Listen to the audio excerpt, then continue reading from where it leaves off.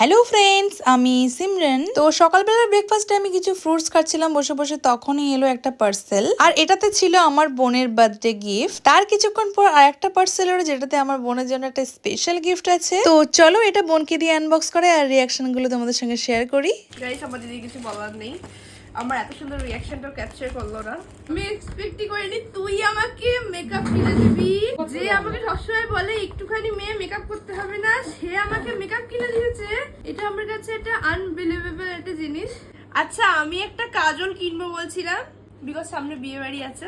লিপস্টিকও কিনবো বলছিলাম, same lipstick আমি একটু কাট করে রেখে দিয়েছি। আমি প্রচন্ড হ্যাপি হয়েছি, প্রচন্ড। আমার মেকআপ মানে আমার কাছে চুমু। আমার দিদি ওর হাইলাইটার মাখতে দিত না, সে এখন আমাকে হাইলাইটার গিফট করেছে। গাইস, আমার একটা কাজল কেনার ইচ্ছা ছিল, বিগ বিলিয়ন ডেতে আমি সব অ্যাড টু কাট করেছি। আমার এখন কিছু কিনতে হবে না, টাকাটা বেঁচে গেল। Thank you so much. কালারটা দেখ, দেখি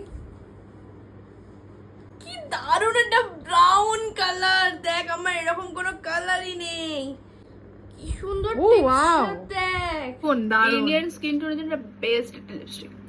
তো আমার দেওয়া এই গিফটটা পেয়ে বোন তো ভীষণই খুশি। তো বোনের বার্থডেতে আমরা কি কি করলাম সেগুলো তোমাদের সঙ্গে নিশ্চয়ই শেয়ার করবো। তো সাথে থেকো। বাই, আল্লাহ হাফেজ।